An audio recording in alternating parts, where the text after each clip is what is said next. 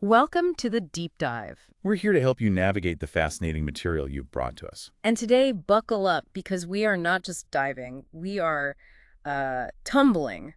We're taking a deep plunge into a source you've shared, that endlessly intriguing, utterly bizarre, classic Alice's Adventures in Wonderland. That's right. We have the text here following Alice down the rabbit hole and, through her initial encounters in this very strange place. Our mission for this deep dive, to go beyond just the story.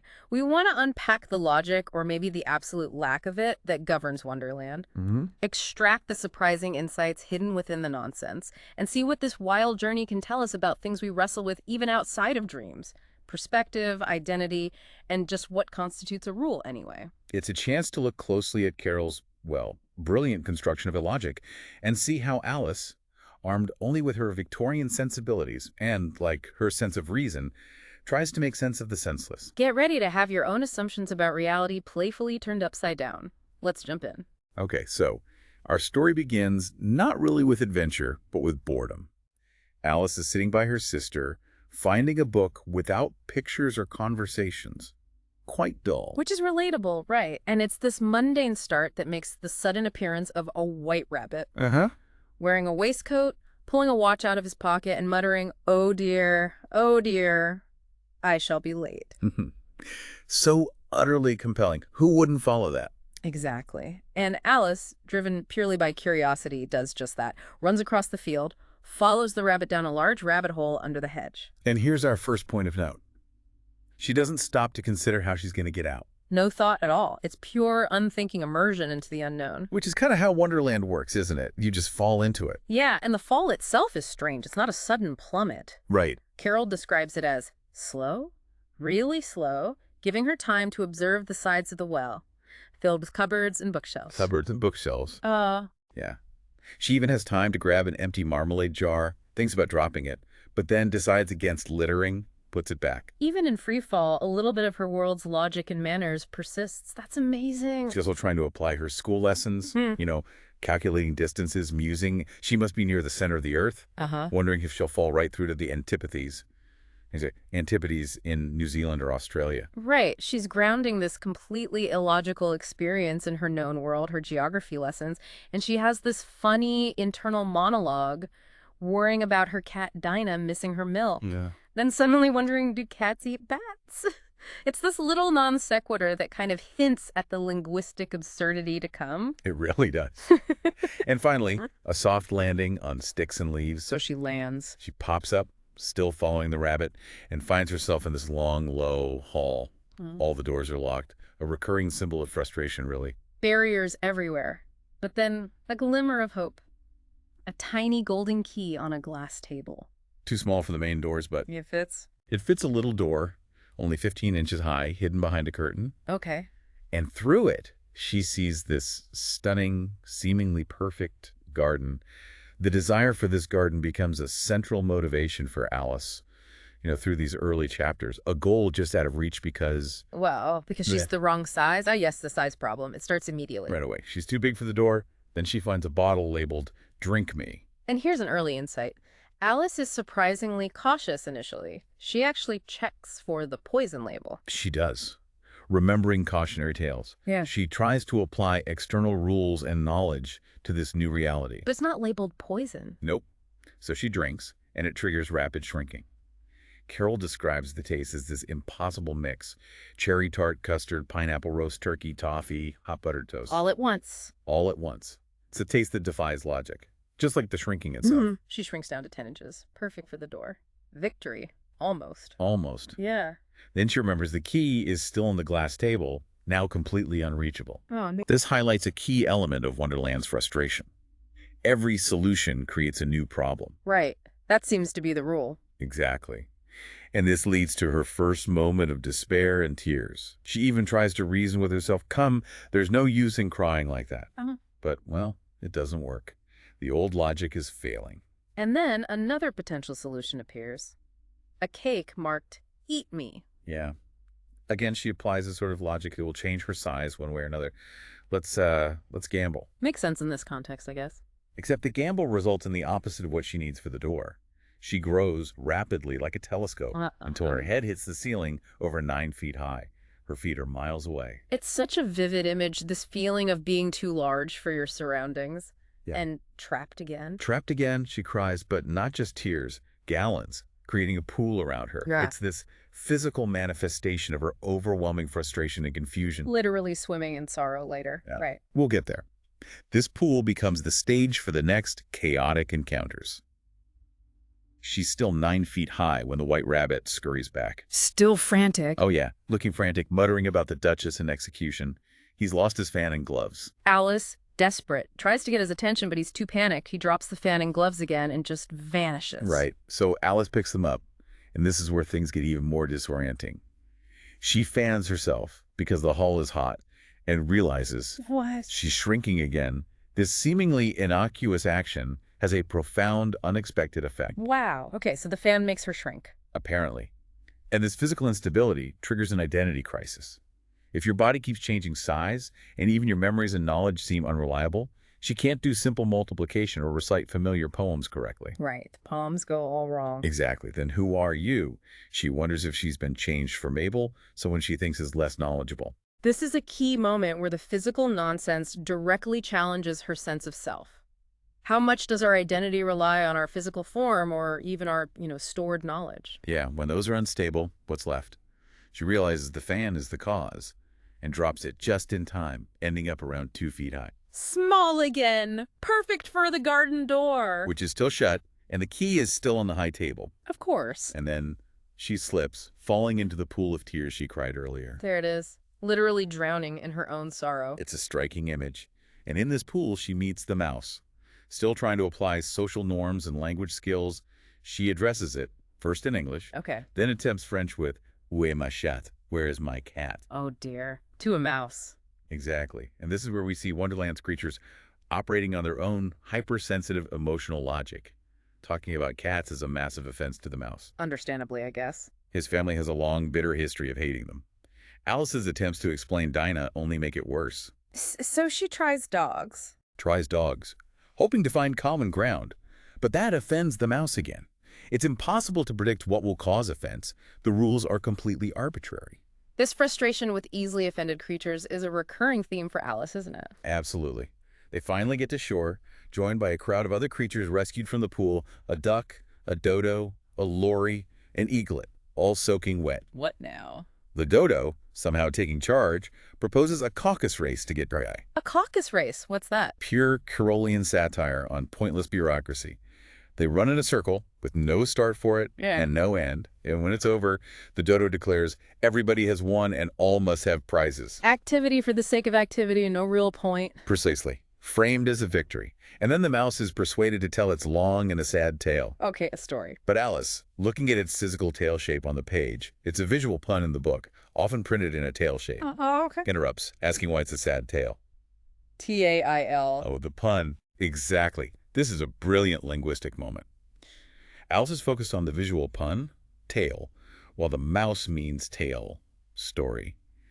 Her literal interpretation completely derails the mouse's attempt at narrative. Language itself is unstable here. Totally. The mouse gets angry, calls her easily offended, which is rich coming from the mouse, and walks away again when Alice asks about a knot after it says had not. Just trying to understand is offensive. And then Alice, alone again, wishes aloud for Dinah, praising her hunting skills. Forgetting who she's with. Completely forgetting the birds and other small creatures. Naturally, they are terrified and offended. Yeah, this shows Alice hasn't fully grasped the arbitrary sensitivities of Wonderland yet. Her familiar world's rules are still her default. Feeling lonely and isolated again, she even starts crying again. Before she sheds more gallons, though. Right, she sees the white rabbit again, still frantic, still looking for his things. He mistakes her for his housemaid, Marianne. Marianne. Yeah, and imperiously orders her to fetch his fan and gloves. Does she correct him? No. Alice, perhaps intimidated or just swept along by the absurdity, runs off to his house without saying a word. It's interesting how she's easily ordered about when she's small and confused. She gets to his neat little house, finds the fan and gloves upstairs, but also finds another bottle. Oh no, not again. No label this time, but she drinks it anyway, operating on that Wonderland assumption that something interesting is sure to happen. And something certainly does. She grows rapidly again, even faster this time, getting completely stuck in the house. Stuck? How stuck? Head hitting the ceiling, arm out the window. She reflects here that it was much pleasanter at home, when one wasn't always growing larger and smaller. This constant physical change is really becoming deeply unsettling. Understandable. So the rabbit comes back. He does, with his gardener, Pat. They try to figure out how to deal with the giant arm in the window. They decide to send Bill the lizard down the chimney. A lizard? Seriously. Seriously. Which Alice easily foils by sending poor Bill flying back out.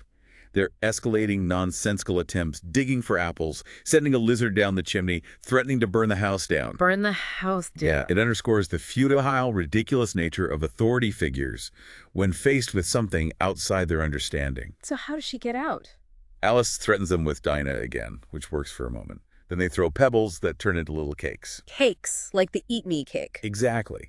Remembering her earlier experience, Alice has a bright idea.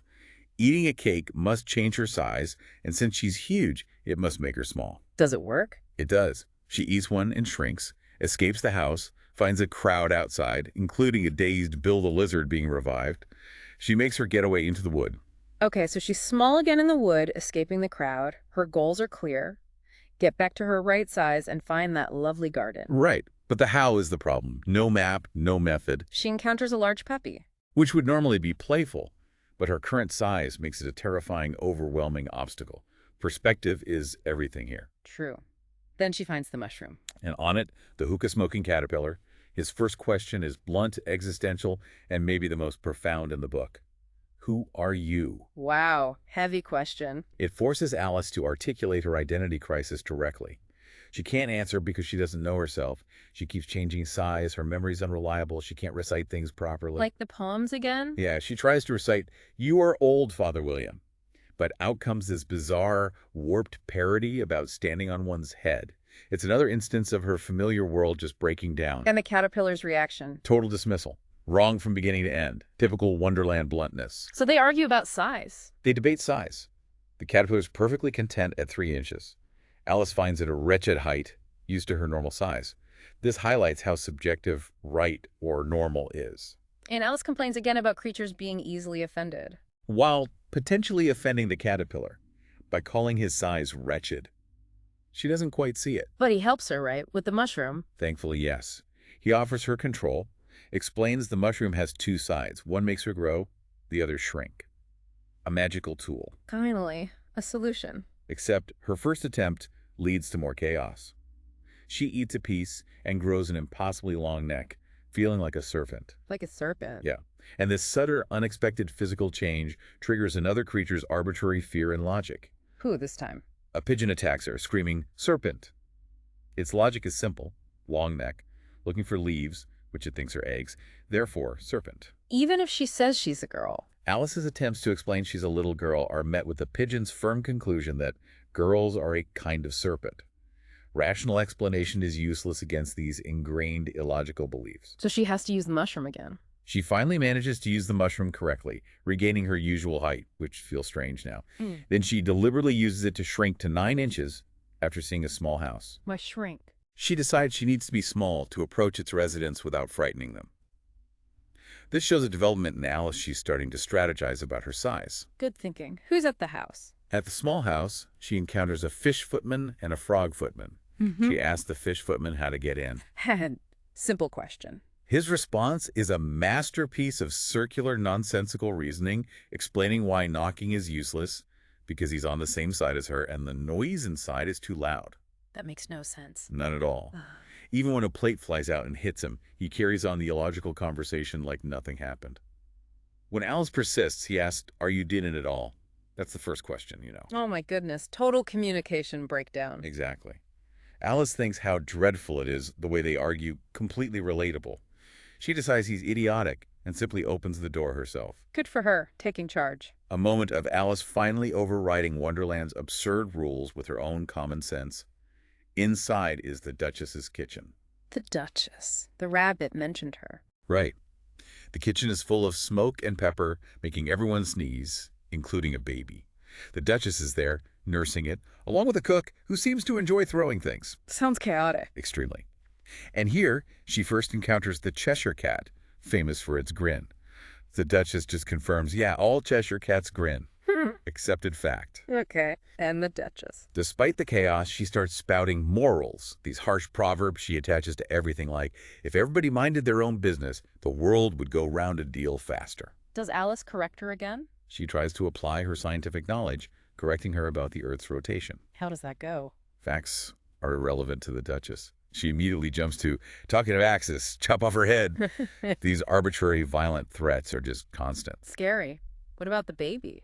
The Duchess hands Alice the baby, which Alice notices is turning into a pig. A pig? Yes, one of those surreal transformations. She takes it outside and lets it go into the wood, reflecting with this dark humor that some children she knows might do quite well as pigs. Wow. Okay. Then the cat comes back. The Cheshire Cat reappears, perched on a tree bough, just grinning. Alice, still seeking direction or logic, asks it which way I ought to go. And gets that famous answer. Prompts the cat's iconic, deeply philosophical reply. That depends a good deal on where you want to get to. If Alice doesn't care where she's going, then it doesn't matter which path she takes. Undeniable truth, but in this crazy context. Exactly. The cat follows this with the famous declaration, we're all mad here. Explains it's mad, Alice must be mad, or she wouldn't have come, and the Hatter and March Hare are mad. So madness is the norm. Explicitly stated, it's not an exception. The cat's vanishings are also significant, disappearing abruptly, but its final vanishing is deliberate, slow, leaving only the grin behind. The grin without a cat. Alice finds it the most curious thing, yet a disembodied trait existing independently. Another challenge to her understanding of how things should work. So where does she go? Mad Hatter or March Hare? She decides to head towards the March Hare's house, recognizable by its bizarre, ear-shaped chimneys. She strategically uses the mushroom again to get to 2 feet high, a size she feels is appropriate. Lining the ropes. Sort of. This leads her to the Mad Tea Party, maybe the most famous scene of pure, sustained conversational absurdity. The big one. The March Hare, Hatter, and a sleeping dormouse are crowded together, even though there's plenty of room. Their conversation is just a masterclass in non sequiturs, personal insults disguised as questions your hair wants cutting, The riddle. and impossible riddles. Why is a raven like a writing desk? No answer ever given, of course. And the wordplay. They argue about saying what you mean versus meaning what you say, twisting language into pretzels. I see what I eat versus I eat what I see. The dormouse's sleepy contributions add another layer of drowsy illogic. And the time thing. Why is it always tea time? The Hatter explains their eternal tea time. They've quarreled with time itself, so for them it's always 6 o'clock. Quarreled with time. Yes. Time, a fundamental rule of Alice's world, is a personality here.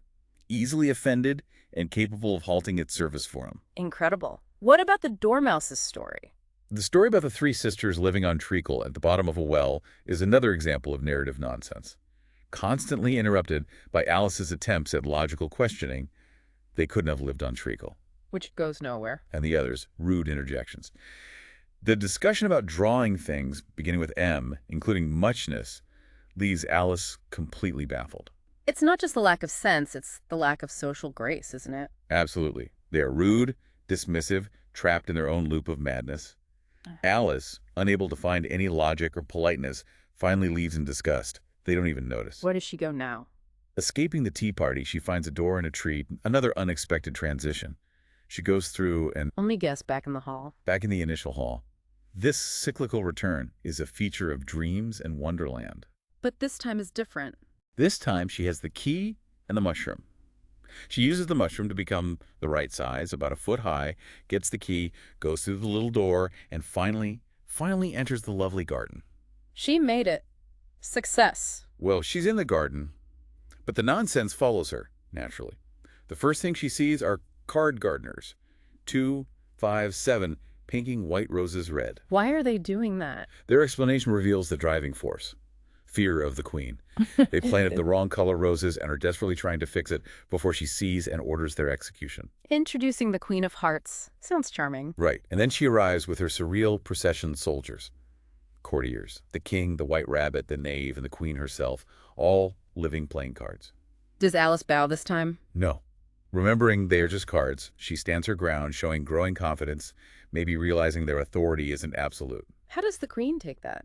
The queen is immediately tyrannical, demands to know who Alice is. Alice's reply, how should I know? is surprisingly bold. Ooh, brave. It enrages the queen, whose immediate reaction to any problem is, Off with their heads. exactly, her catchphrase, highlighting her arbitrary absolute power, completely divorced from justice. And the croquet game, I hear that's chaotic. The croquet game is the perfect illustration. The field is uneven, the equipment hedgehogs and flamingos is alive and uncooperative. Live flamingos as mallets. Yes, and the archers are soldiers who just wander off. There's no order, no turns, constant quarreling. And through it all, the queen is yelling, "Off with his head," or "Off with her head." Alice must be terrified. She feels increasingly uneasy, realizing her own head is at risk just for being there. During the game, the Cheshire Cat reappears. Just the grin again. Starts as a grin, then the head. Alice tries to confide in it about the unfairness of the game. Does the queen hear? The queen overhears Alice talking. Alice quickly deflects, changing her comment to avoid offending the terrifying monarch. She's learning, fearfully, how to navigate. Smart move. What about the cat's head? The king notices the disembodied head and orders it removed, triggering this ridiculous argument between the king, queen, and the executioner. About Whether a head without a body can even be beheaded.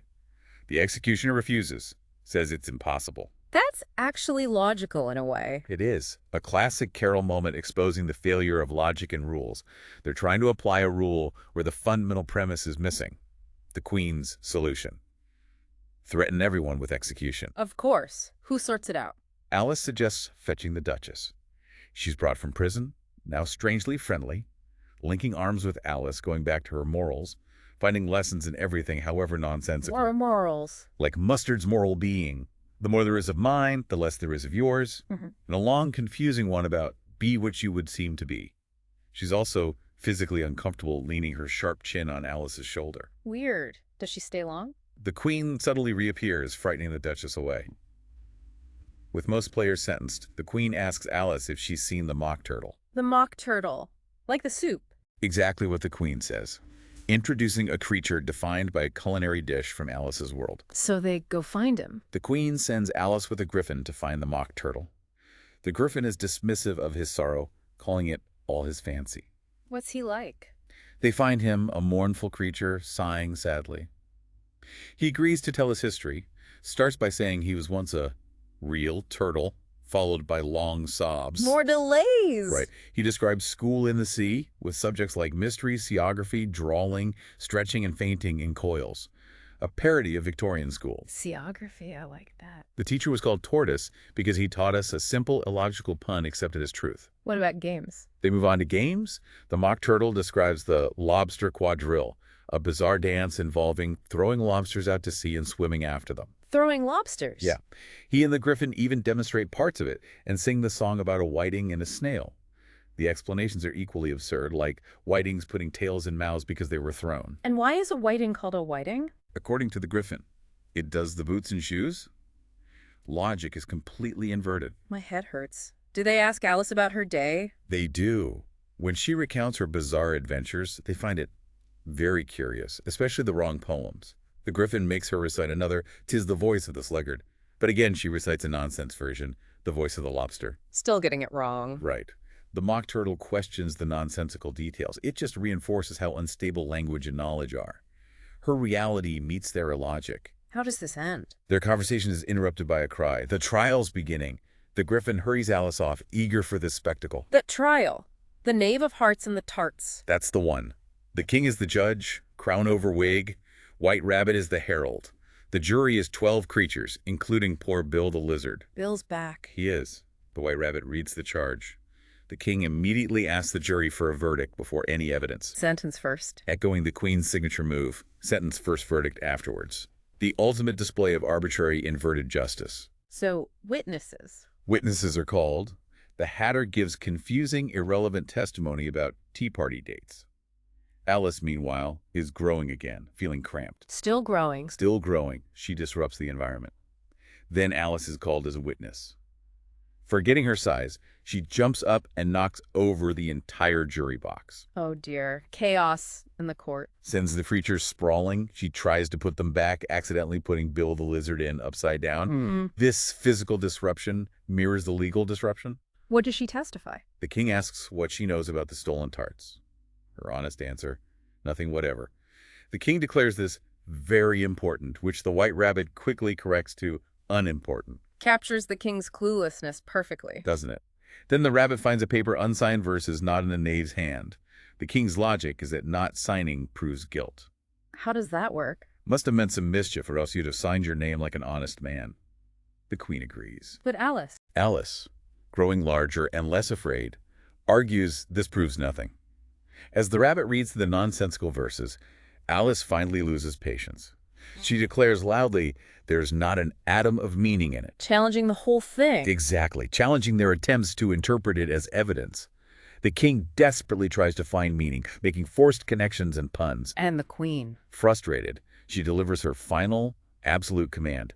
Sentence first, verdict afterwards. The breaking point. This is it. Alice declares, stuff and nonsense. And when the creatures surge towards her, she has the crucial realization. What? They were only a pack of cards. Their authority, their threats, their entire world revealed as fundamentally insubstantial, flimsy pasteboard. So it all collapses. As this realization hits and the cards fall on her, Alice wakes up. Her head is in her sister's lap. It was all a dream. Just a dream. Wow. Her sister brushes away what feels like leaves, which Alice recognizes as the falling cards. The absurdity dissolves back into reality. And the end. Alice tells her sister the whole wild, illogical dream. And Carroll ends not with Alice, but with the sister reflecting, imagining Alice in the future, keeping her simple and loving heart, sharing these strange tales, remembering that happy summer day. Wow. That was a deep dive into the rabbit hole indeed. Following Alice through this world of constant change, baffling conversations, and arbitrary power really highlights that core conflict. A rational mind trying to apply its rules in an irrational place. Yeah, we see Alice's initial attempts to use logic, her growing frustration with the nonsense and the easily offended creatures, her struggle with a constantly shifting identity. And ultimately her defiance. Right, her moment of defiance when she recognizes the baseless nature of the authority she's facing. This deep dive through the text really shows us how terrifying and, well, frustrating it can be when the fundamental rules you rely on simply don't apply, whether that's physics, language, social interaction, or justice. Wonderland is definitely an extreme, humorous example of that feeling of being completely out of control. But it also shows Alice's resilience, doesn't it? And her eventual understanding that the Empress has no clothes or, the Queen is just a playing card. Exactly. The power and fear were only real as long as she believed in them. And thinking about Alice's sister's reflection at the end, it reminds us that even the most nonsensical experiences can hold meaning, shaping our perspective and sparking imagination. Especially when we can find the joy and wonder in them, maybe, rather than just the frustration. Yeah. So here is something to carry with you after this deep dive. In a world that can sometimes feel just as unpredictable and illogical as Wonderland, where do you draw the line between sense and nonsense? And how do you navigate situations where the established rules seem to make no sense at all? Thanks for exploring Alice's Adventures in Wonderland with us. See you on the next deep dive.